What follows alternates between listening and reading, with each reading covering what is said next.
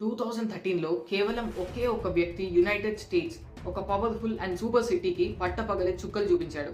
ఆ వ్యక్తి US government కి సంబంధించిన 1 మిలియన్ టాప్ సీక్రెట్ డాక్యుమెంట్స్ ని దొంగలించి ప్రపంచానికి చూపించాడు.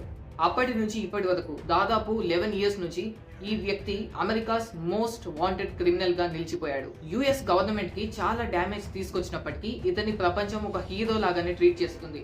కానీ అసలు ఈ వ్యక్తి యుఎస్ గవర్నమెంట్ కి సంబంధించిన టాప్ సీక్రెట్ డాక్యుమెంట్స్ ని ఎందుకు లీక్ చేయాల్సి వచ్చింది? యుఎస్ గవర్నమెంట్ నుంచి ఇతను ఎలా తప్పించుకున్నాడు? రండి ఈ వీడియోలో క్లియర్ గా తెలుసుకుందాం. 2013 జూన్ 6న ఉదయం 9 గంటలకు the Guardian and the Washington news channels NSA national security ఏజెన్సీకి సంబంధించిన టాప్ సీక్రెట్ డాక్యుమెంట్స్ ని పబ్లిక్ గా ఎక్స్పోజ్ చేశారు. అండ్ యుఎస్ గవర్నమెంట్ ఈ న్యూస్ ని విని ఒక్కసారిగా షాక్ అయిపోయింది. ఎందుకంటే ఎన్ఎస్ఏలో చాలా బందోబస్తుగా ఉన్న డాక్యుమెంట్స్ ఎలా లీక్ అయ్యాయా అని వీళ్లకు అర్థం కావట్లేదు. అండ్ ఆ డాక్యుమెంట్స్ లో రివీల్ అయిన సీక్రెట్స్ కూడా ప్రజలని ఆశ్చర్యానికి గురిచేసింది. యుఎస్ఏలో ఎవరు మొబైల్ ఫోన్స్ ని యూజ్ చేస్తున్నారో వాళ్ళ డీటెయిల్స్ అంతా కూడా NSA national security agency US government secret గా మానిటర్ చేస్తుంది. ఈ నేషనల్ టెస్టింగ్ ఏజెన్సీ ఏదైతే ఉందో ఇది ప్రిజం అనే ఒక సీక్రెట్ ప్రోగ్రామ్ ని రన్ చేస్తూ మిలియన్స్ ఆఫ్ పీపుల్ ఎవరైతే మొబైల్ ఫోన్స్ ని వాడుతున్నారో వాళ్ళ డేటాని యాక్సెస్ చేసింది. ఇందులో వెరిజన్ కస్టమర్స్ కూడా ఉన్నారు. వెరిజన్ అనేది యుఎస్ లో ఒక మేజర్ టెలికాం ఆపరేటర్. ఈ డాక్యుమెంట్స్ లో ఇంకో విషయం కూడా ఎక్స్పోజ్ అయింది. ఎన్ఎస్ఏ చైనా మిలిటరీ యొక్క కంప్యూటర్స్ ని హ్యాక్ చేయడమే కాకుండా German chancellor Angela Merkel phone ని కూడా ట్యాప్ చేసింది. లీక్డ్ డాక్యుమెంట్స్ రివీల్ చేసింది ఏంటంటే government communications headquarters GCHQ and NSA కలిసి కొలాబరేట్ అయ్యి పబ్లిక్ సీక్రెట్స్ ని తెలుసుకుంటున్నాయి. ఆ టైంలో ఈ డాక్యుమెంట్స్ ని లీక్ చేసింది ఎవరికి తెలియదు. అసలు అవి నిజమా లేదా ఫేక్ అని కూడా ఎవరికి తెలియదు. న్యూస్ ఏజెన్సీస్ కి ఈ డాక్యుమెంట్స్ ఎక్కడి నుండి దొరికాయి ఈ విషయం పైన న్యూస్ ఏజెన్సీస్ అమెరికన్ గవర్నమెంట్ కి ఎటువంటి ఇన్ఫర్మేషన్ ఇవ్వలేదు. కానీ 3 days తర్వాత ఎడ్వర్డ్ స్నోడెన్ అనే అతను ముందుకు వచ్చి ఈ టాప్ సీక్రెట్ డాక్యుమెంట్స్ ని నేనే లీక్ చేశానని చెప్పాడు. ఆ సమయంలో స్నోడెన్ వయస్సు 29 సంవత్సరాలు. అతను హై స్కూల్ నుంచి డ్రాప్ అవుట్ అయ్యి తర్వాత 1 year పాటు యుఎస్ మిలిటరీలో పనిచేశాడు. 2005లో యూనివర్సిటీ ఆఫ్ మేరీల్యాండ్ లో సెక్యూరిటీ గార్డ్ లాగా పనిచేశాడు.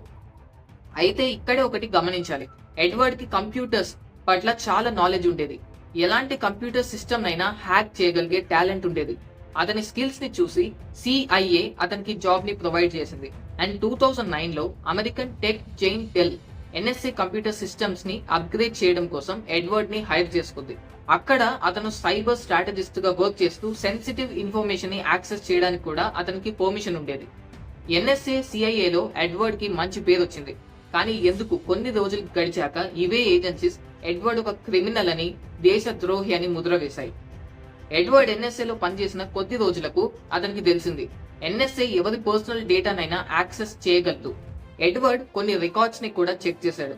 ఫస్ట్ అవి ఇంటర్నేషనల్ క్రిమినల్స్ కి సంబంధించిన ఫైల్స్ అనుకున్నాడు. కానీ తర్వాత తెలిసింది అవి అమెరికన్ పీస్ లవింగ్ సిటిజన్స్ కి సంబంధించినవి. అమెరికన్ కాంగ్రెస్ లో ఈ కేసుకు సంబంధించి ఇన్వెస్టిగేషన్ జరుగుతుంది. అప్పుడే అమెరికన్ పొలిటీషియన్ రాన్ వైడన్ అనే అతను ఎన్ఎస్ఏ డైరెక్టర్ జేమ్స్ క్లాపర్ ని క్వశ్చన్ చేశాడు. అదేంటంటే ఎన్ఎస్ఏ అమెరికన్స్ యొక్క డేటాని కలెక్ట్ చేస్తుందా లేదా అని. ఇదంతా అమెరికన్ నేషనల్ టెలివిజన్ లో టెలికాస్ట్ అయింది. అమెరికన్స్ అంతా ఈ సెషన్ ని చూశారు. కోట్ల మంది లైవ్ చూస్తూ ఉండగా వాళ్ళందరి ముందు జేమ్స్ క్లాపర్ పచ్చి అబద్ధాన్ని చెప్పాడు. లేదు, ఎన్ఎస్ఏ అలాంటి పనులు ఎప్పుడు చేయదు, మా పని కేవలం ఫారెన్ ఇంటెలిజెన్స్ మాత్రమే అని చెప్పాడు. ఎడ్వర్డ్ స్నోడెన్ జేమ్స్ క్లాపర్ చెప్తున్న అబద్ధాన్ని లైవ్ లో చూసి షాక్ అయ్యాడు. అండ్ కోపంలో అతను తన జాబ్ కి కూడా రిజైన్ చేశాడు. అండ్ అతని జాబ్ మామూలు జాబ్ ఏమీ కాదు. డెల్ కంపెనీలో ఇయర్ కి $2 lakh సంపాదన ఉన్న ఆ జాబ్ కి 3 days తర్వాత రిజైన్ చేశాడు. 2013లో అతను డెల్ ని విడిచిపెట్టి బూజ్ అలెన్ హామిల్టన్ లో జాయిన్ అయ్యాడు. ఇది US military NSA and CIA కోసం పనిచేస్తుంది. అక్కడ కూడా ఎడ్వర్డ్ ఎన్ఎస్ఏ కి సంబంధించిన ఒక ప్రాజెక్ట్ మీద వర్క్ చేశాడు.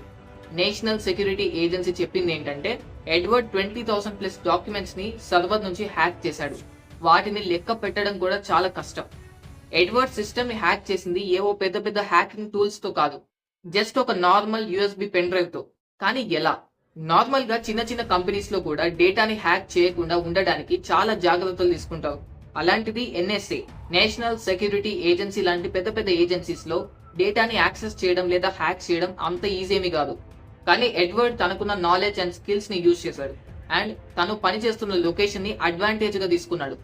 Booze Allen Hamilton national security ఏజెన్సీకి సంబంధించిన ప్రాజెక్ట్ ని కంప్లీట్ చేయడానికి ఎడ్వర్డ్ ని హైర్ చేసుకున్నారు. అతన్ని హవాయిలోని ఎన్ఎస్సి మేరీల్యాండ్ హెడ్ క్వార్టర్స్ నుంచి 5000 మైల్స్ దూరంలో ఉంచారు. Hawaii to Maryland journey 6 hours. ఎప్పుడైతే ఎడ్వర్డ్ హవాయి ఆఫీస్ లో వర్క్ చేస్తున్నప్పుడు ఎన్ఎస్ఏ హెడ్ క్వార్టర్స్ లో నుంచి ఆ టైంలో అందరూ వెళ్ళిపోతారు, ఎందుకంటే వాళ్ళ డ్యూటీ అనేది అప్పటితో అయిపోతుంది. ఎడ్వర్డ్ కి ఎన్ఎస్ఏ లోని మొత్తం డేటా యాక్సెస్ చేసే పవర్ ఉంది. థిన్ క్లయింట్ సిస్టమ్ ద్వారా ఎడ్వర్డ్ మొత్తం డేటాని యాక్సెస్ చేయొచ్చు. అండ్ ఎడ్వర్డ్ కి ఇంకో అడ్వాంటేజ్ ఏంటంటే ఎడ్వర్డే అక్కడి సిస్టమ్ అడ్మినిస్ట్రేటర్. సో అతను ఎలాంటి ఫైల్స్ నైనా కాపీ చేయొచ్చు. ఈ అడ్వాంటేజెస్ ని తనకు అనుగుణంగా మార్చుకొని ఎడ్వర్డ్ 5000 మైల్స్ దూరం నుంచే ఎవరికి తెలియకుండా 2 మిలియన్ ప్లస్ ఫైల్స్ ని కాపీ చేశాడు. హవాయి ఆఫీస్ లో 4 వీక్స్ పనిచేసిన తర్వాత ఎడ్వర్డ్ ఎన్ఎస్ఏ నిజస్వరూపాన్ని ప్రపంచానికి తెలియజేయాలనుకున్నాడు. చాలా ఇంటెలిజెంట్ గా ఎడ్వర్డ్ ఆ ఫైల్స్ ని ఒక పెన్ డ్రైవ్ లో సేవ్ చేసి సెక్యూరిటీ గార్డ్స్ కి తెలియకుండా బయటకు వెళ్లిపోయి మెడికల్ లీవ్ తీసుకున్నాడు. తన మొబైల్ ని స్విచ్ ఆఫ్ చేసుకుని డైరెక్ట్ గా హాంకాంగ్ వెళ్ళిపోయాడు. కానీ ఎన్ని రోజులైనా ఆఫీస్ కి రాకపోవడంతో ఎన్ఎస్ఏకి ఎడ్వర్డ్ మీద అనుమానం వచ్చి అతన్ని వెతకడం స్టార్ట్ చేశారు. హాంకాంగ్ లో ఎడ్వర్డ్ నమ్మకస్తులైన జర్నలిస్టులను మీట్ అయ్యి తను కాపీ చేసిన అన్ని డాక్యుమెంట్స్ ని వాళ్ళకు హ్యాండ్ ఓవర్ చేశాడు. అవే మరుసటి రోజు మెయిన్ హెడ్లైన్స్ అయ్యాయి. గవర్నమెంట్ ప్రాపర్టీని దొంగలించినందుకు అండ్ నేషనల్ సెక్యూరిటీ సిస్టమ్స్ ని యాక్సెస్ చేసి ఇన్ఫర్మేషన్ కాపీ చేసినందుకు ఎడ్వర్డ్ మీద కేసు ఫైల్ చేశారు. అండ్ అమెరికన్ గవర్నమెంట్ హాంకాంగ్ ని ఎడ్వర్డ్ ని మాకు అప్పచెప్పమని అడిగారు. కానీ ఎడ్వర్డ్ ఫుల్ ప్లానింగ్ లో ఉన్నాడు. అప్పటికే ఎడ్వర్డ్ ఒక షిప్ లో రష్యాకి చేరుకున్నాడు. సెప్టెంబర్ 2022లో ఎడ్వర్డ్ కి రష్యన్ సిటిజన్షిప్ వచ్చింది. దాని తర్వాత కూడా ఎడ్వర్డ్ చాలా ఇంటర్వ్యూస్ ఇచ్చాడు. అందులో అతను మన పర్సనల్ డేటాను ఎలా హ్యాక్ చేస్తారో, వాటిని ఎలా కాపాడుకోవాలో అవేర్నెస్ ని స్ప్రెడ్ చేశాడు. కొంతమంది ఎడ్వర్డ్ ని దేశద్రోహి అని అంటారు. కొంతమంది మాత్రం ఎడ్వర్డ్ రియల్ హీరో అని, అతన్ని కాపాడాలని ప్రొటెస్ట్ కూడా చేశారు. ఈ వీడియో మీద మీ అభిప్రాయం ఏంటో కామెంట్ సెక్షన్ లో కామెంట్ చేయండి. ఇలాంటి మరిన్ని వీడియోస్ కోసం మన ఛానల్ ని సబ్స్క్రైబ్ చేసి పక్కనే ఉన్న బెల్ ఐకాన్ ని క్లిక్ చేయండి. And me friends and family members తో ఈ వీడియోని షేర్ చేయండి. Thank you for watching.